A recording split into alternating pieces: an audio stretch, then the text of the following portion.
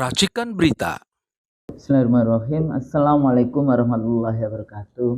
Salam. Alhamdulillah kita bisa dialog lagi dengan Dr. Ihsanuddin Nursi seperti biasa Bang Nursi. Ya. Para pemirsa mudah-mudahan puasa-puasanya Lancar dan diterima di sisinya. Dan insya Allah Diterima. Tabarakallah diterima oleh Allah amal ibadah kita. Amin. Insya Allah. Masya Allah kita masih ketemu Ramadan, itu satu barokah tersendiri. Bulan pembakaran, bulan pengampunan, bulan menahan diri, bulan karomah, bulan turunnya, peringatan turunnya, bukan bulan turunnya, bulan peringatan. Sekarang ini bulan peringatan turunnya Al-Quran. Lailatul Qadar, nuzulul Quran. Ya. Nah, tapi pada saat yang sama tetap amar ma'ruf nahi mungkar. Soalnya kalau enggak kita disuruh tidur saja. Iya. Enggak, dan tetap amar ma'ruf nahi mungkar. Hadisnya doa itu. Oh gitu. Jadi kalau tidur berpuasa lebih baik tidur aja sudah dapat. Nah, itu hadisnya nggak jelas itu. Bang, ya. Berapa tahun lalu ya kita membahas tentang Gaza, saudara-saudara kita di Gaza. Sekarang sudah banyak sekali yang Palestina, Ukraina, dan Cina. Kayak gitu. Ulang. Kan. Jadi Ukraina, Palestina, dan Cina. Atau Cina dalam kaitan dengan Laut Cina Selatan, dalam kaitan dengan Selat Taiwan. Lalu Ukraina. Nah, Rusia dan berujung dengan persoalan Palestina. Ukraina garing NATO. Iya, garing NATO. Jangan dilanggar. Sebentar lagi NATO yang menyatakan NATO yang memerangi Rusia. Sudah muncul itu kalimatnya. Kita berapa tahun yang lalu baru mulai kita katakan ini bukan hanya cuma sekedar perang Ukraina versus Rusia versus Ukraina, tapi Ukraina garing NATO versus Rusia, gitu ya. Dan ada negara Eropa yang menyatakan kami punya perangkapan senjata yang tidak pernah kami pakai, maka kami akan membantu Ukraina. Kenapa? Karena Ukraina beberapa kali terdesak oleh Rusia. Betul. Terus yang paling bukan menyedihkan ya, itu udah barbar kayak gitu ya, bagaimana rezim Zionis Israel gitu ya di dalam membunuh rakyat Palestina, genocide yang Masya Allah Afrika Selatan membawanya ke ICC ya, dan kemudian 3 kali di Security Council Amerika masih tetap veto.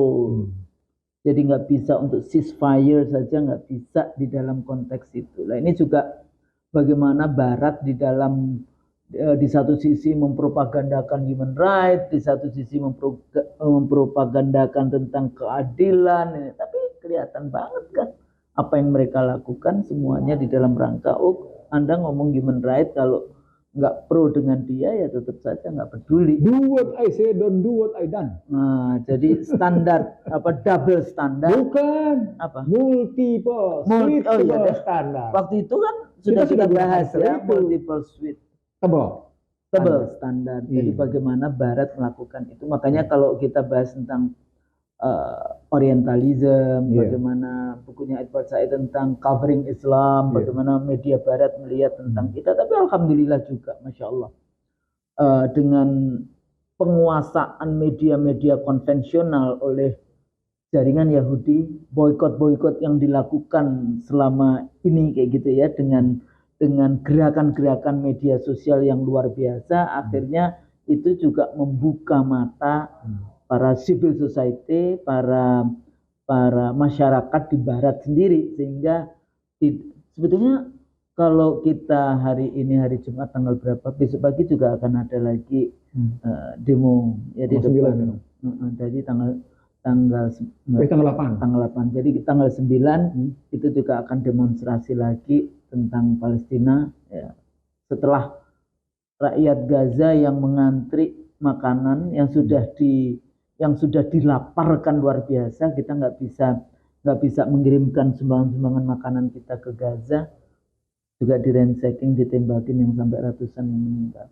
Nah, tapi Bang, bukan kita melihat bagaimana kejamnya rezim Zionis Israel, tapi bagaimana sebetulnya global politik ya, geopolitik global politik kita hari ini ya. Indonesia baru saja selesai melaksanakan pemilu yang the liberal Machiavellian election atau fabricated election atau election electoral kudeta atau apapun lah terminologinya.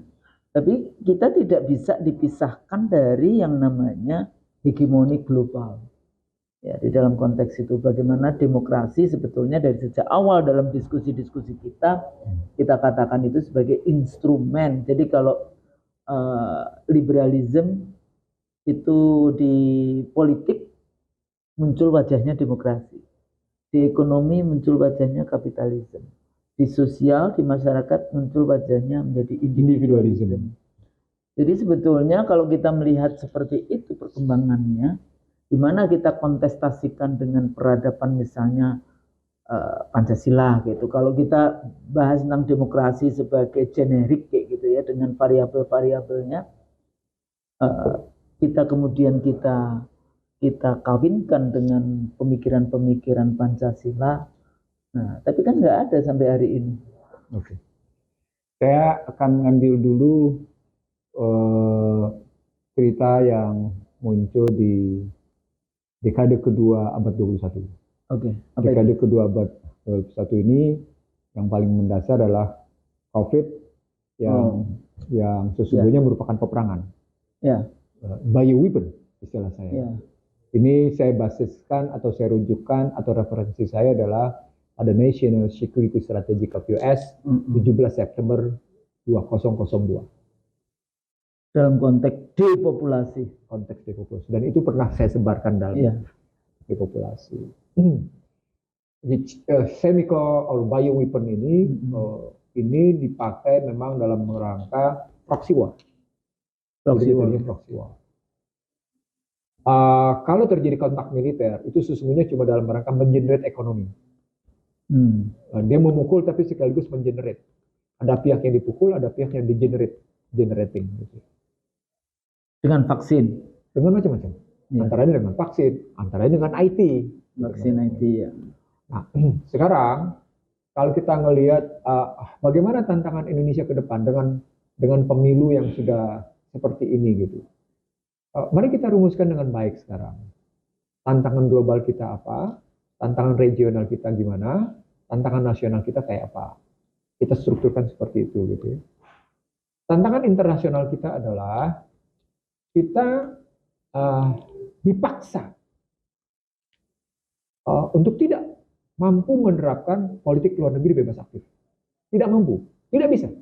Tidak bisa. Kita sudah kayak dikunci gitu ya dengan obor atau BRI, Belt Road Initiative, Poros Jakarta, Beijing. Pada saat yang sama juga bagaimana kekuatan Poros Jakarta Washington bisa saja kemudian nanti dua-dua poros itu bersatu. Nah, sebenarnya dalam perspektif Belt and Road Initiative atau One Belt, One Road versus sekarang ini dibangun dengan yang namanya blok perekonomian Barat, gitu ya, bisa dilihat dalam pertarungan apa yang sebenarnya enak maksudnya kajiannya. Yang saya sebut sebagai kajian 6 wilayah. Kita pernah bahas connectivity war berbasis demografi, ingat ya? Ingat demografi ya? Connectivity war bukan connectivity war berbasis IT. Bukan, yang demografi itu banyaknya illegal migrant workers. Tapi itu juga karena kesalahan Barat sendiri. Karena melakukan Arab Spring. Arab Spring mengakibatkan terjadi connectivity war. Tapi memang mereka mau mengobrak-abrik. Enggak, terpercik muka sendiri. Terpercik muka sendiri. Jadi connectivity on demographic base gitu ya. Akhirnya ada konsekuensinya menjadi refugee. Refugee. Ya, itu influx Syria ke Eropa. Bukan hanya Syria, kemana-mana. Enggak, maksudnya Syria ke Eropa yang kelihatan. Kelihatan ya. Luar biasa itu kan. Nah, itu satu. Yang kedua problemnya, ini problem yang disebut dengan problem IT. Yang juga akhirnya melahirkan connectivity. Lahirnya juga akhirnya perang. Jadi bisa dilihat pada semiconductor war. Itu pernah kita sebut juga. Perang cyber, perang semikonduktor, perang kabel laut maksud saya, perang satelit, gitu kan? Jadi ingat apa yang dilakukan oleh Houthi, potong itu kabel-kabel di bawah laut. Itu yang kena siapa itu? Saya nggak tahu itu begitu potong-potong kabel laut itu banyak lah karena sekarang ini Cina Maksudnya Houthi dia bisa deteksi this is UK, this is United States, pastilah United Israel. States, pastilah Israel. Enggak, maksudnya kabel-kabel itu loh. Iya, pasti ke sana. Tapi kalau kapal Indonesia sih lewat dibiarkan. aja. Jadi kalau Houthi motong kayak gitu itu sebenarnya dalam rangka memutus infrastruktur laut, infrastruktur kabel laut. Kan dua tadi. Jadi kalau kita bicara tentang ICT war, itu maka konteksnya bisa semikonduktor, bisa kabel, bisa satelit. Satelit itu makin kuat-kuatan transmitting, kuat-kuatan menjangkau daya jangkau, kuat-kuatan memberikan informasi tentang bagaimana footprint dari kondisi di itu. Itu kekuatannya di situ. Nah, di dalamnya sekaligus ini menarik nih, apa? Quantum computing. Apa itu quantum computing? Saya mengistilahkan bagaimana model yang dibangun oleh Barat dengan model pendekatan multidisiplin. Jadi kita kalau saya melihat debat 5 capres, dia belum sampai pada pendekatan quantum computing, belum pada pendekatan multidisiplin. Bahwa satu masalah harus bisa didekati dengan multidisiplin. Dia cuma bahas tentang gimana bikin pabrik HP. Dia nggak paham bahwa dengan ini itu semua yang namanya finance, global finance, global semua sekarang misalnya apakah data-data penduduk Indonesia, database penduduk Indonesia itu ditaruh di luar negeri, diambil Alibaba atau diambil siapapun dalam konteks itu hasil pemilu juga oleh Alibaba dan sebagainya. Ini nggak ada pemikiran bagaimana nanti diintercept dan akhirnya diubah-ubah. Itulah yang terjadi sebetulnya. Jadi itu yang pertama tadi soal mengobrak-abrik ya jadinya ya. Computing, content computing. Nah, siapa saja yang tidak mampu melakukan pendekatan quantum computing, melakukan pendekatan multidisiplin berbasis big data, pasti ketinggalan, pasti kegulung. Pasti kegulung. Saya jamin. Saya ulang. Siapa saja, negara mana saja yang tidak mampu melakukan pendekatan multidisiplin atas situasi, atas current isu ya, maka dia pasti akan digulung oleh situasi. Dan itulah apa yang kita sebut sebagai VUCA, disrupsi. Jadi demografi yang tadi connectivity war, yang kemudian dengan finance juga, ini investasi. Jadi ikut terus Nul. Jadi ketika bicara demografi itu karena ada investasi. Ya, demografi, ICT, ketemu finance. Nah, ketemu finance, ketemu global climate change. Iya betul. Ketika ketemu global climate change, One Health on digital currency. Nah, lalu di situ berikutnya apa? Global climate change itu ketemu dengan transisi energi. Nah, di situ ributnya. Ujungnya, One Health kan isu kesehatan ya. Nah, jadi semua isu berarti ya di dalam konteks itu isu lingkungan, atas nama lingkungan, atas nama kesehatan, tapi semua sekarang dikuasai kan ini. Ada sentralisasi dunia. Nah, isu yang keenamnya adalah tarikan orang ke dalam isu dari bagaimana multipolar, dari tadinya kan unipolar, bergeser ke multipolar. Nah, unipolar sebenarnya hiperpolar. Yang sekarang udah hiperpolar, lalu kemudian uni, lalu kemudian multi, lalu sekarang menjadi bi antara Cina bilateral. Semuanya status begitu. Nah, poinnya dari konstruksi penurunan deglobalisasi istilahnya, poinnya satu Husnul. Apa itu? Tiap negara bangsa itu mempertahankan dirinya masing-masing. Tapi negara bangsa bagaimana yang bisa mempertahankan dirinya masing-masing? Negara bangsa yang punya marwah. Jadi itu dignity. Nah, di situ kita bicara tentang situasi internasional itu begitu semua. Maka cerita tentang Ukraina Rusia atau NATO Rusia, cerita tentang Palestina Rusia, Palestina Amerika, Zionis gitu ya. Zionis Israel plus komplisitnya UN dan US dan UK. Iya, mau tidak mau termasuk Prancis dan Jerman. Tapi walaupun Prancis dan Jerman tidak terlalu intens lagi karena mereka menganggap ini genosidanya sudah keterlaluan. Oke. Lalu tadi yang berikutnya setelah kita lihat Palestina, Israel, berikutnya tinggal kita lihat juga statusnya di sini. Laut Cina Selatan. Laut Cina. Dan yang saya takutkan keinginan membuat jalur-jalur bawah laut nanti IKN penguasaan Indonesia Timur yang sangat kaya sudah dilakukan. Jadi penguasaan Cina sudah terjadi, sudah dilakukan. persoalan pokoknya adalah saya pernah bilang ini pertarungannya luar biasa. Jadi di mana posisi kita? Kalau saya bilang in the middle of nowhere. Saya terusin dulu, Snor. Ya. Jadi kalau dalam konstruksi internasional jawabannya di mana posisi kita sebagai in the middle of nowhere, maka saya bilang tadi jangan teriak-teriak lagi politik luar negeri bebas aktif. Siapa yang menlu kita? Karena dalam orang HI. Nah, ini saya mau buktikan. If you don't have a value ya kayak gini. Iya. Nah, saya ingin menjawab sebagaimana peristiwa yang terjadi kemarin di KTT ASEAN Australia. Jawabannya bisa kelihatan. Nah, sebelum sampai ke situ, cerita tentang bagaimana Palestina, Israel, Ukraina, Rusia, Cina dengan Amerika dengan beberapa ini. Maka sebenarnya bisa kita lihat bahwa sedang terjadi pergumulan blok-blok perekonomian. Nah, kalau Trans-Pacific Partnership gagal atau Trans-Trade and Investment Partnership gagal, TTIP untuk NATO gagal, maka mereka untuk kawasan Asia Tenggara mereka menyebutnya dengan namanya Indo-Pasifik. Ya, Indo-Pasifik. Jadi Indo-Pasifik ini sebenarnya kata ganti dari cerita Trans-Pacific Partnership (TPP). Maka dibikinlah Indo-Pasifik. Indo-Pasifik ini sebenarnya kalau dalam tudingan Cina, saya ulang ya, dalam tudingan Cina, kelanjutan sustainability hegemoni Barat. Atau mereka bahkan tegas-tegas menyebut sustainability atau kesinambungan hegemoni Amerika di Asia Tenggara. Ya. Itu tudingan Cina. Ya kan memang sejak Perang Dunia Kedua kan memang hegemoni Asia Tenggara kan memang lebih dekat dengan hegemoni Barat. Bukan, ASEAN sendiri lahir karena Amerika. Iya, ASEAN maksudnya. Iya. Jadi latar belakang gitu ya. Nah, lalu kalau kita ngelihatnya begitu, maka Cina menjawab dengan tadi kan Indo-Pacific Economic Forum gitu ya. Maka Cina ngejawabnya dengan Regional Comprehensive Economic Partnership. Nah, sebenarnya Regional Comprehensive Economic Partnership adalah ASEAN plus 3. Yeah. ASEAN plus China, ASEAN plus Korea, South Korea, ASEAN plus Jepang. Oke. Sebenarnya Australia juga beberapa kali.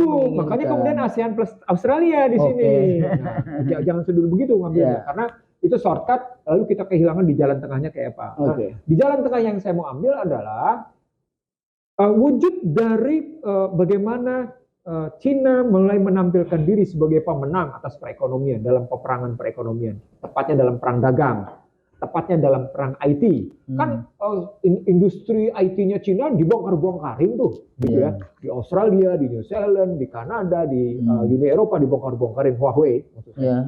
Cina tidak boleh pakai Android, gitu kan?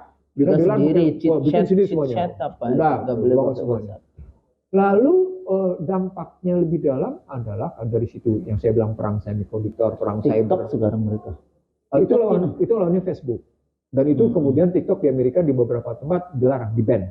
Sekarang di kita kan TikTok nggak boleh jualan. Nggak ada gunanya, tetap aja itu. Iya, jualan juga. Nggak ada gunanya. Kita itu cuma omdo. Iya.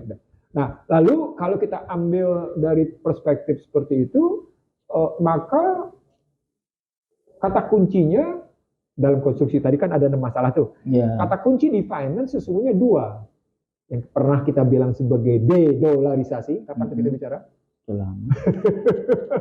Sampai tahu nggak de-dolarisasi? Ada kawan kita yang dari Malaysia.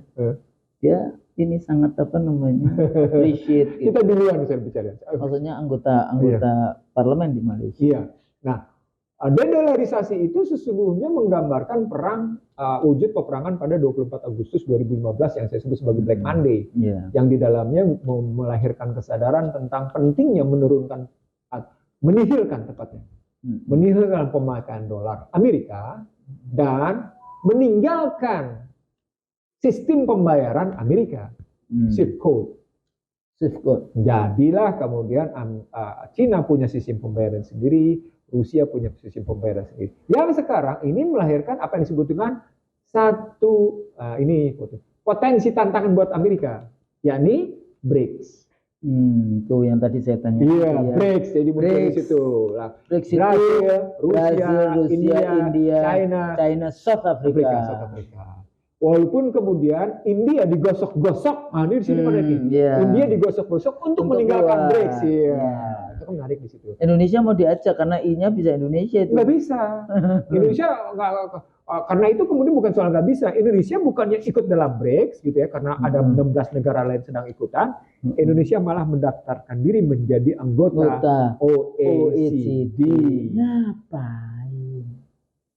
Saya ingin mengatakan pada Husnul, ini bukti tidak adanya politik luar negeri bebas. Paham nggak sih OECD itu, kita itu dari dulu dilawan terus sama OECD, dikucek sama OECD. Sekarang dalam perspektif pendaftar diri aja dibelajat-belajatin habis-habisan. Kita dari dulu sejak ada OECD, kita nggak boleh ekspor apa di Eropa, mau kayu, mau apa, di-ban terus-menerus oleh OECD. Karena sekarang kita mau jadi anggota OECD, terus kemudian nanti kita akan di ini. Karena memang Anda bersedia menjadi inlander. Nah itulah.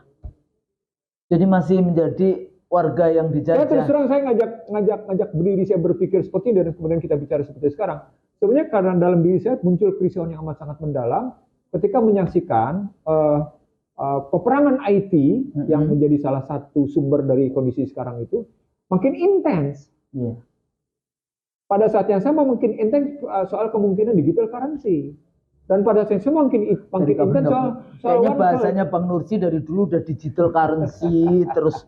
Ya, kalau saya sih, karena gini Husnul, kalau saya balik lagi bukan digital currency ya, saya balik lagi ke nanti ke itu, ke uang dinar dirham. Ya. Jelas itu. Ya. Dan itu benar. Nggak apa-apa maksudnya.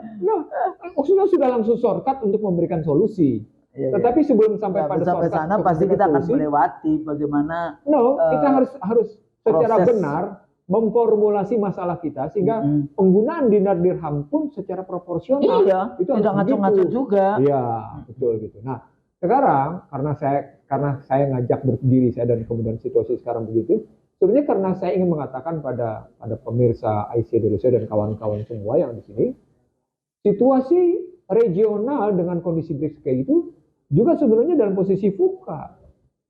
Bang, ini juga kadang-kadang rezim yang adalah menteri itu menganggap VUCA itu sesuatu yang good sense gitu. VUCA itu tidak ada bagus-bagusnya. Kita itu dalam situasi yang kayak dipucuk itu. Kita dalam rangka VUCA, kita ini. Kok ngomongnya dengan ketawa? Anda tahu nggak VUCA itu sebenarnya krisis kayak gitu kan?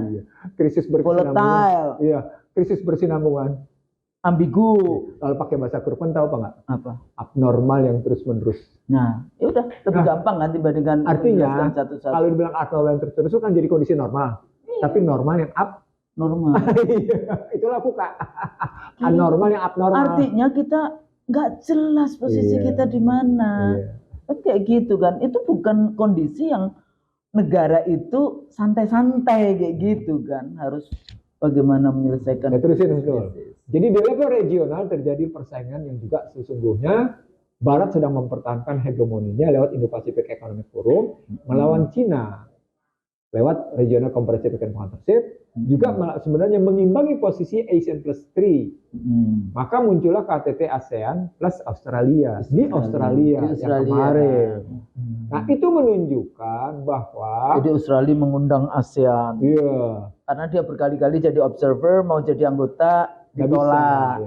Tapi bagaimana mungkin Australia itu kan sebenarnya Barat. Nah, white mereka European in our neighbor. Gini sih, pada saat yang sama Anda ingin diakui sebagai bagian dari ASEAN. Tapi pada saat yang sama Anda tetap mau menunjukkan bahwa Anda lebih terhormat sebagai bagian dari Barat. Gimana ceritanya? Dia menjadi sheriff Amerika di wilayah sini. Nih, apalagi dikasai dengan nuklir submarine. Iya, betul. Sampai Prancis memprotes.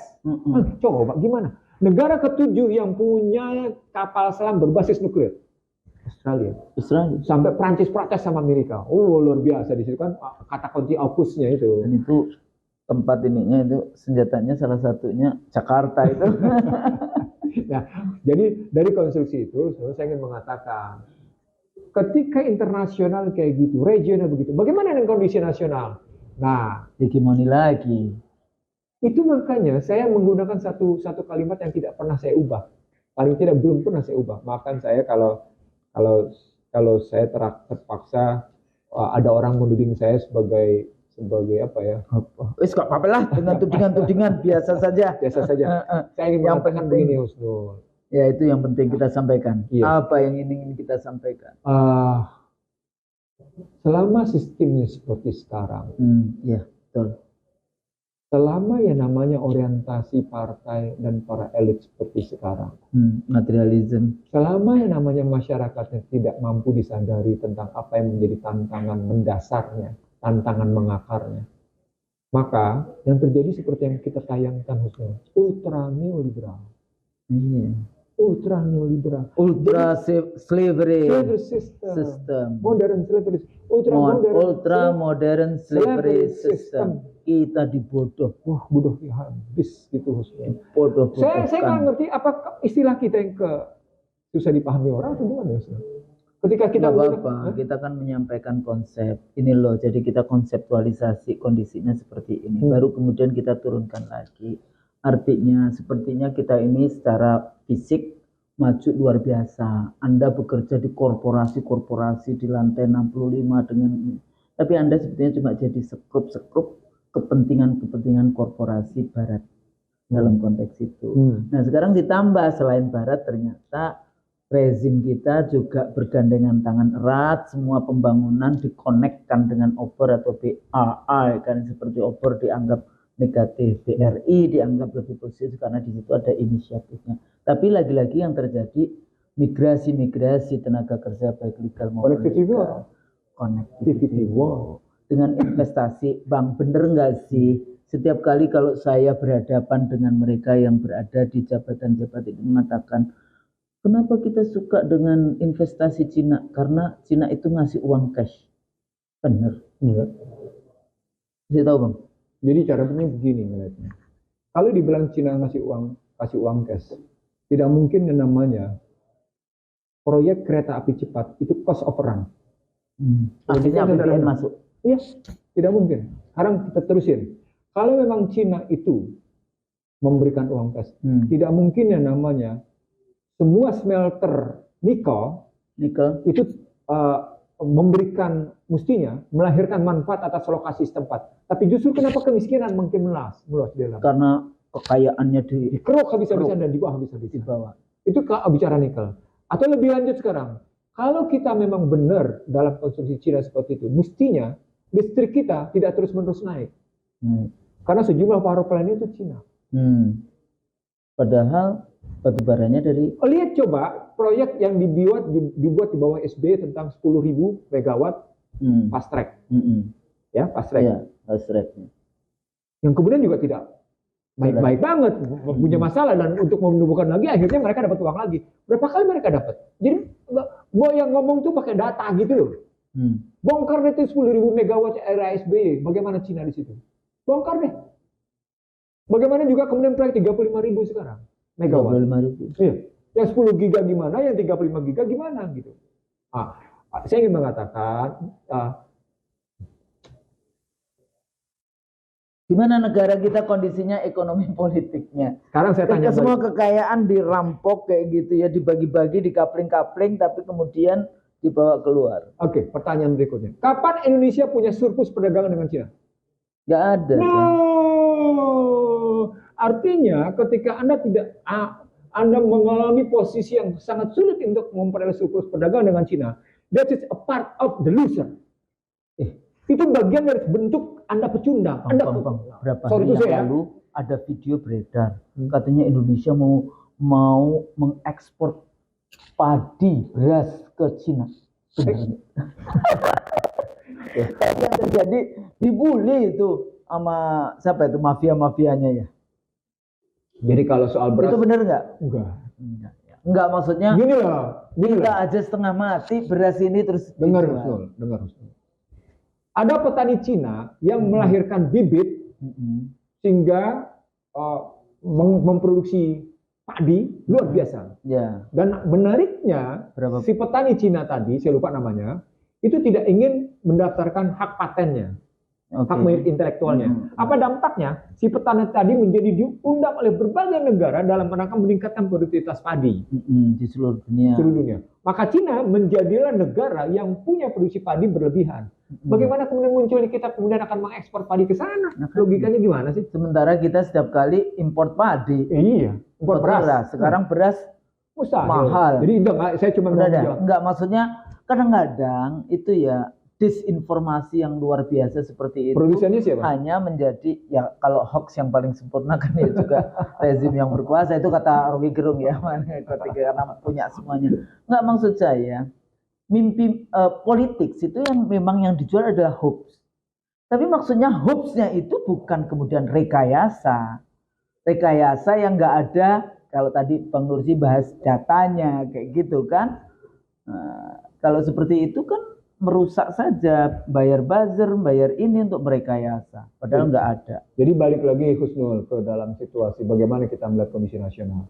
Kita ambil dalam 5 indikator. Apa itu indikator? Indikator pertama, mari kita bicara tentang seberapa jauh bangsa ini mampu mengintegrasikan, mengkomprehensifkan relasi signifikan antara sumber daya manusia, sumber daya alam, dan sumber daya buatan. Pertanyaan berat kali ya. SDA, SDM, dan SDB. Buatan. Bagaimana mengintegrasikan. Buatan ini kan inovasi, kemampuan intelektual kita dalam mengelola apa yang sudah Allah berikan kepada kita. Basisnya, modal. Kan kita diakui kita punya brandware bagus, tapi ternyata kan software kita berantakan, hardware kita berantakan. Maka pertanyaan besarnya, bagaimana merelasikan secara signifikan sumber daya manusia, sumber daya alam, dan sumber daya buatan untuk kepentingan kedaulatan ekonomi Indonesia. Bisa nggak ngejawab kira-kira? Sorry to say Husnul. Revolusi lagi. Tahu dia jawabannya. Revolusi. itu indikator pertama tuh. Saya jadi saya nggak usah bilang, indikatornya nanti indikator konkretnya pada kemiskinan, pada pengangguran, pada Gini rasio, pada Human Capital Index, gitu kan ngukurnya begitu ya? HDI. Enggak lagi ditinggal itu. Bukan lagi Human Development Index, Human Capital Index, HCI. Bukan lagi Human Development Index, tapi Human Capital Index. Nah, ketika mereka masuk ke dalam Human Capital Index, saya tanya balik, boleh dong? Boleh dong. Social Capital Index sana gimana? Ukurannya kan gampang. Bangsa yang terbelah. Bukunya Bang Nursi, bangsa yang terbelah. Kita dibelah-belah nggak karuan. Hubud dunianya juga nggak karu-karuan. Tadi Usul sudah bilang tadi. Sekolahnya nggak. Tadi Usul sudah bilang. Dalam konteks sosiologi, maka yang terjadi Human Capital Index tadi adalah individualisme.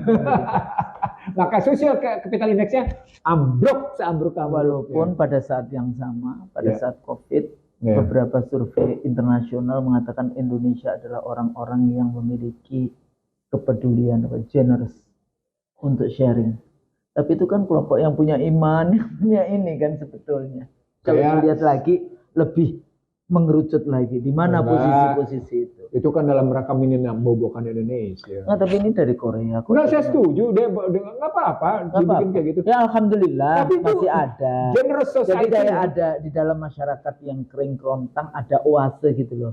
Bang, sebetulnya kita masih punya modal itu karena masih ada kelompok yang. Saya setuju, tapi problemnya adalah dia tidak mampu menyelesaikan akar masalah.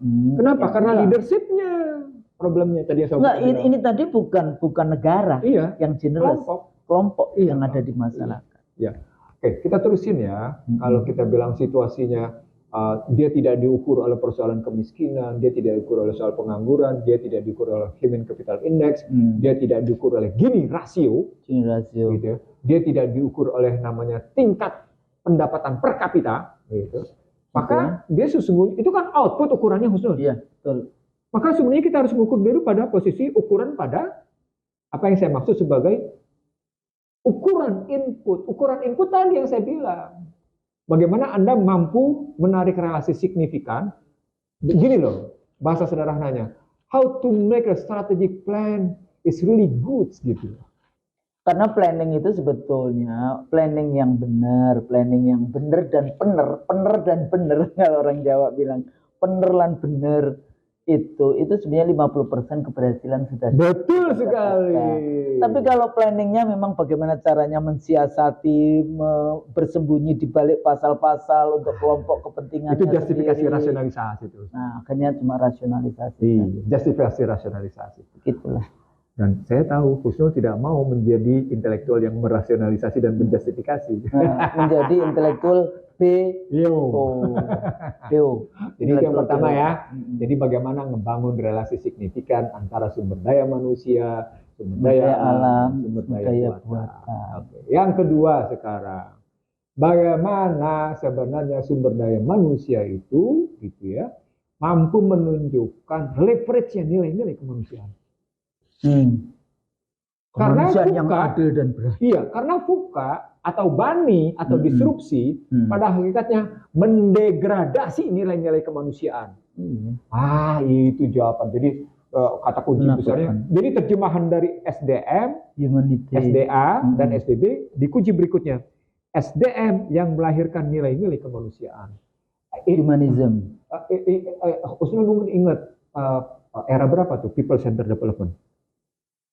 Itu sih saya baru ya 90-an lah. 90-an betul sekali. Tapi sebenarnya mereka malu-malu kucing untuk mengatakan bahwa human centered development. Dia cuma pakai people. Dia malu sebenarnya. Kenapa malu? Karena dia udah gagal. Tahu dia. Tahu kan MDGs gagal. Diganti SDGs, sebentar lagi gagal. Karena dia tidak ada value yang konsisten, kongruen. Akhirnya dia ya kayak gitu karena dia cuma mengubah diksinya doang. Oke, berikutnya Husnul, setelah SDM-nya kita bicara begitu, maka pertanyaan besarnya, sampai seberapa jauh kita bisa melakukan restrukturisasi aset, baik potensial maupun real? Itu masalah besar Husnul. Itu masalah besar.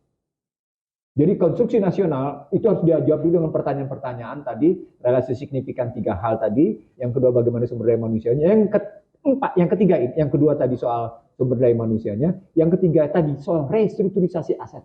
Bang, ya. Kalau kemudian sekarang tantolannya itu undang-undang omnibus tenaga kerja, undang-undang investasi, undang-undang, enggak maksudnya bagaimana bisa? Iya, pasti. Tanah kita aja dikasihkan sampai 90 tahun, 190 tahun. Gimana? Nah, itu yang Freeport diperpanjang lagi berapa tahun itu? Ya, itu aja 2040 tambah 20 lagi. Padahal 2020 sebetulnya sudah 2020 atau 2023 harusnya sudah selesai tanpa harus bayar 51% saham. Oke. Jadi tadi pertama tentang relasi signifikan antara SDM, SDB. Bang, tapi sebelum Abang ke sana, bagaimana sebetulnya cara dari restrukturisasi aset? Karena disinilah letaknya sebetulnya untuk mengurangi hutang-hutang kita kan. Buang ayat 4 pasal 33. Undang-undang dasar 2002 palsu. Buang, hapus itu. Ayat 4 yang dibuat oleh sejumlah ekonom. Ini banyak ya, itu yang namanya penyusupan hukum. Penyusupan pasal-pasal dalam hukum itu dan situ ya, kalau Usnul tanya kayak gitu. Tapi saya punya konsep saya tertulis lebih dalam dari itu. Bukan cuma itu kan lebih applicable secara konseptual sampai langkah-langkah yang harus dilakukan. Saya ulang tadi, relasi signifikan SDM, SDB, yang kedua tadi SDM-nya, yang ketiga restrukturisasi asetnya. Gitu, posisi. Restrukturisasi aset berujung pada apa yang disebut dengan munculnya rasa keadilan masyarakat. Teratasinya tentang generasi dan macam-macam. Hal yang keempat yang paling menarik adalah negara mengurangi lahirnya pesaing-pesaing negara sendiri dalam pemerintahannya sendiri. Jadi ada negara dalam negara. Itu namanya kong kali kong. Jadi ada negara oligarki. Iya, gini Husnul. Saya rakus. Saya gini loh melihatnya. Ketika ada orang bilang tentang para konglomerat, saya pernah menyatakan 15 orang konglomerat itu sudah menguasai 62% APBN. Oke, satu. Yang kedua, 15 orang itu sudah menguasai paling tidak 40%-an dari dana pihak ketiga. 15 orang itu sudah menguasai jumlah sekian 30%-an jumlah perkreditan. Gitu loh. Perbankan. Jadi dia sendiri duitnya rakyat, dia beli, dia bikin bank, kemudian banknya membiayai proyeknya dia. Udah itu apa? Ini internal trading semua. Nah, posisinya menjadi kalau pekajiannya begitu menjadi sesungguhnya negara dalam negara. Negara dalam negara itu harus dihentikan. Kenapa? Salah satu wujudnya adalah persaingan soal uang. Soal uang. Persaingan berikutnya ada soal sistem pembayaran. Gitu. Dan mereka karena pinjamnya dari Bank Indonesia bunganya lebih kecil, tapi habis itu bukan itu maksud saya, Husnul. Makin kuatnya swasta di dunia perbankan, makin kuatnya swasta di dunia sistem pembayaran, maka negara sebenarnya menyetujui lahirnya para pesaing negara sendiri. Perbankan itu melahirkan yang namanya kemampuan mencetak uang. Negara juga punya cetak uang. Sekarang bayangkan kalau mereka itu bisa mengimbangi habis-habisan pencetakan uang di sini dan mengedarkan uang. Perbankan bisa mencetak uang dan mengedarkan uang dengan quasi money. Ketika Husnul bisa pakai cek, ketika Husnul boleh menggunakan yang macam-macam, itu cetak uang. Tapi pada saat yang sama negara juga membenarkan payment system, sistem pembayaran itu dipegang swasta. Apa poinnya? Negara menyetujui lahirnya pesaing-pesaing peranan negara. Itu masalah, Husnul. Ulang, negara mengizinkan, negara meregulasi lahirnya pesaing-pesaing peranan negara. Apa poinnya? Dengan menghadirkan pasal-pasal undang-undang legalisasi. Yang itu dianggapnya sah-sah saja. Padahal itulah sebetulnya yang disebut. Tesis selama menunjukkan bahwa para bankir itu shadow government. Shadow government. Dan itu sejak para Yahudi. Gitu para Yahudi. Jadi selama negara ini tidak mampu. Rothschild. Tapi poinnya adalah selama negara tidak bisa menyelesaikan kasus ini, maka sesungguhnya, itu sih harus saya bilang, kondisi nasional tidak akan pernah baik-baik saja. Karena orang kaya tidak pernah mau menurunkan derajatnya, tidak pernah mau menurunkan kekayaannya. Dia tetap bertahan. Kan sejarah umat manusia begitu. Orang kaya memainkan gereja, orang kaya memainkan negara, pemerintahan. Ya, kecuali nanti dilikuifaksi aja sama Tuhan, itu sudah selesai semuanya.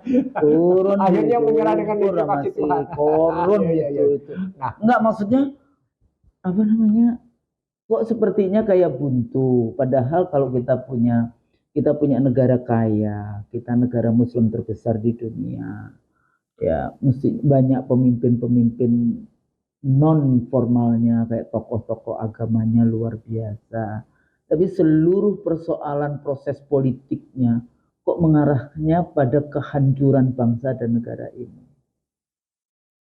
Maksud saya mengingat kembali bagaimana para pendiri bangsa dulu itu merumuskan dari mulai koperasi, dari mulai state owned company, BUMN yang dibangun, tapi BUMN punya anak-anak yang swasta dan dikuasai oleh segelintir orang. Kok arahnya ke situ? Yang salah apa? Yang salah pahamnya. Tadi ultra neoliberal. Ya berarti memang di dalam paradigma yang dianut oleh global mereka itu tadi. Jadi balik lagi. Baliknya ke situ. Dan Anda bangga menjadi kaki tangannya. Itu masalahnya. Ya karena penuh dengan materi. Sudah 4 nih Husnul ya. Tadi 5 lah. 4 baru. 4 Husnul. Jadi pertama tadi soal relasi signifikan SDM, SDB, kemanusiaan. Satu ya restrukturisasi aset. Kedua kan. Terus kemudian pembangunan berpijak pada kemanusiaan. Yang keempat tadi nih ceritanya negara dalam negara. Bagaimana menyelesaikan persaingan negara dalam negara. Ini penting sekali. Undang-undangnya memang memperkuat negara dalam negara. Karena mereka lah yang drafting dan kemudian kepentingan itu juga jadi bukan agregasi artikulasi kepentingan rakyat secara keseluruhan, tapi kepentingan yang sudah bayarin mereka dalam pemilu-pemilu. Pernyataan di kampanye kemarin itu buktikan ada negara dan negara. Such as sejumlah konglomerat mendukung pasangan calon tertentu. Oh, itu kan negara dalam negara itu. Dia ingin mengatakan kekuatan ekonomi. Oh, itu dahsyat itu. Kami didukung ini. Dia nggak tahu habis itu dirampok semua kekayaan kita. Atau sudah dirampok? Bukan. Diambil. Bukan. Saya nggak punya kata-kata lagi di dalam menerjemahkan apa yang dilakukan oleh mereka.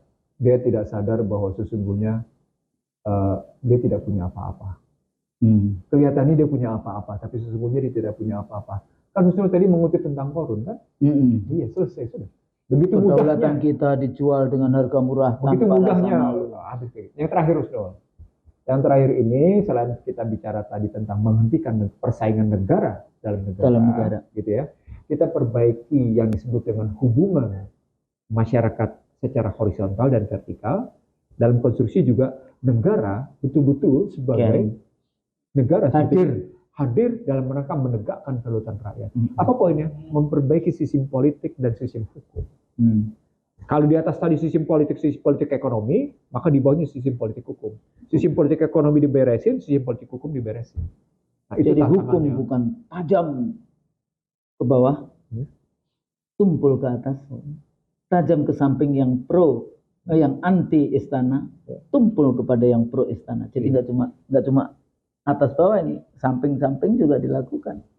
Dalam bahasa lain, adil, balik lagi the law and justice is jadi bukan sekedar itu yang unseparable. Kita ingin mengatakan welfare and justice state. Welfare and justice state. Welfare and justice. Saya kira gitu, Ustaz. Negara yang mendapatkan rahmat dari Allah. Kan itu ya. Iya, saya kira begitu. Mudah-mudahan ini berguna untuk yang mendengarkan. Iya. Kalau yang nggak mau mendengarkan ya nggak apa-apa lah, Bang, namanya juga banyak sekali kan yang lain. Saya banyak ngeluarin hal yang baru sih, menyampaikan hal yang baru. Iya, ini diskusi kita kalau dirangkum dari sejak awal sampai hari ini sebetulnya ya kita berada di situ. Cuma dengan konteks politik, hukum, ekonomi yang terbaru selalu kemudian kita sampaikan bagaimana melihatnya, bagaimana menganalisisnya. Mudah-mudahan output atau outcome yang kita berikan, output yang kita berikan atau masukan yang kita berikan untuk kebaikan bangsa dan negara ini. Kalau salah, mohon maaf. Assalamualaikum warahmatullahi wabarakatuh. Waalaikumsalam warahmatullahi wabarakatuh.